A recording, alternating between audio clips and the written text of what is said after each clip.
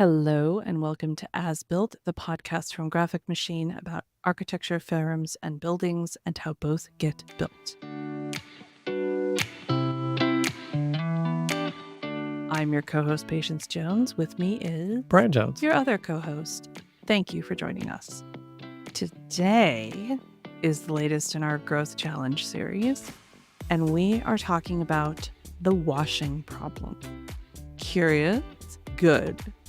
So when we talk about washing, we are referring to a phrase that has been used with different prefixes like greenwashing or care washing to refer to the practice of saying something that is different than what you actually do in practice. So we've all, I think by now, are familiar with the term greenwashing, which is when brands say, oh, we really care about the environment and we recycle and whatever, but then also they're like dumping terrible chemicals into the atmosphere. Care washing is a relatively new term. It refers to saying how much you care about your employees, but then having really bad labor practices. So when you are a firm in growth mode, how important is it that you pay attention to any washing practices that you may have, especially inadvertently? Yep. Because once employees join the fold, they will be the test of that. And there are certainly changing ways in which people look at different issues. And so somebody that is an older, more established professional might have a completely different view of the same issue as a younger person just coming out of college. So this is not a set in stone. If we've said this once, we said it 1,000 times, is that things, are constantly evolving, and it's important to keep up with that. But I think what remains, no matter what, is the idea of being consistent in what you say, also being what you do.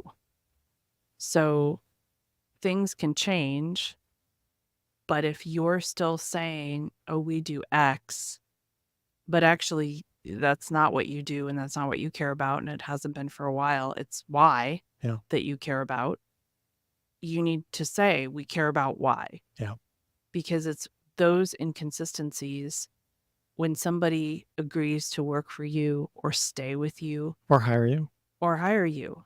because you said, this is what we're about, this is what we believe, then they find out that that's not true, either because you intentionally set out to deceive people, or more likely that disconnect just never registered with you, or what you do continued to change and what you said didn't.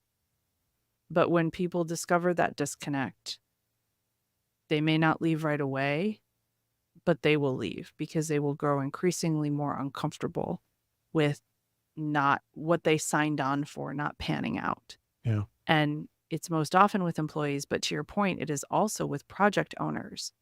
There are project owners who will hire architecture firms in part because of what that architecture firm professes to be about. And if the project owner discovers that, no, they're actually not about that, you may not get fired from that project, but you certainly won't get any additional work from that client or anybody that they might have referred you to. And I think it gets into what I think is a good practice now, which is to reflect who you are accurately, and to not create a mythical version of things that has no chance of being true. Like be the real version, of your firm.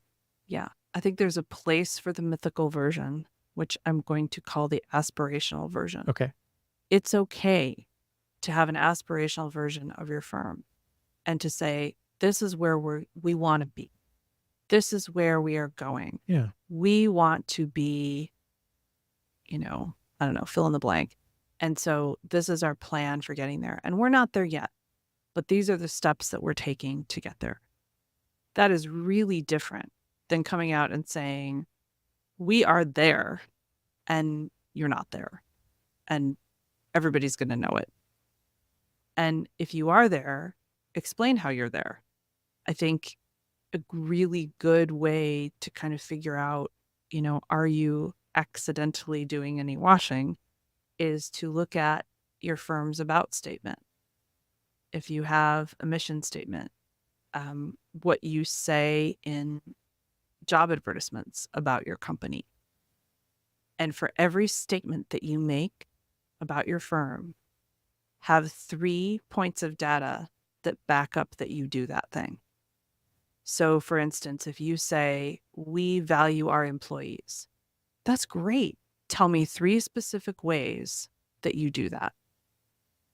If you can't, then you need to think about either creating some ways or changing that statement, refining that statement, removing that statement, and do that for every statement that you make about what you profess to believe. Words can be easy in that way and actions can be harder. So absolutely, like having those line up together is very, very critical. And I think we've all been conditioned that there are just that some things that you say about your firm are just sort of standard things, like, well, of course we value our employees. And of course we're committed to positive change. And of course we're committed to furthering design. And of course Almost like and it's filler. yeah. And it Boilerplate. becomes filler and boilerplate. But to the person that's using that to make a decision about whether to work with you, for you, next to you, those statements carry weight. Those statements are interpreted as almost a promise. And when they find out that there isn't much behind that promise, they feel duped. They feel lied to.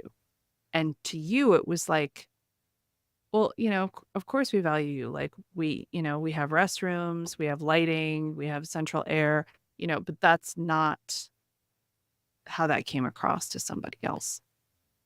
And I think you kind of driven us into a good spot, which is that Beep, beep. exactly that this is all marketing towards what truly makes you unique and different.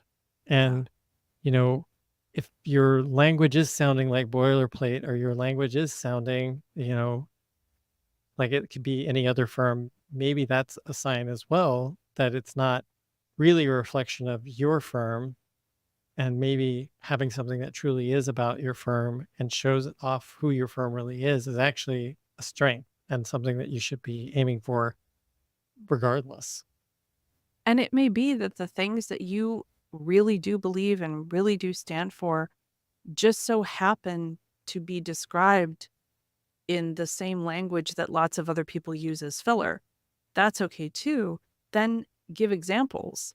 How great would that be if on your website you said, we believe in moving the design profession forward. And here's how we do it. Mm-hmm. Here are some examples of how we do it. That right away makes you different than somebody who just says it and then, what does that even mean? And are you doing it? Because so is everybody else, apparently. Auto text generator. Kind of is. I mean, it really, and we've all done it. We're all guilty of it. And I think sometimes we look at competitors and we think, well, they're saying this. And if I don't say that, then it looks like I don't do that. If I don't say I value my employees, and it looks like I don't. And if I say I don't value design, it looks like I don't. Some things are a little self-explanatory, res ipsa.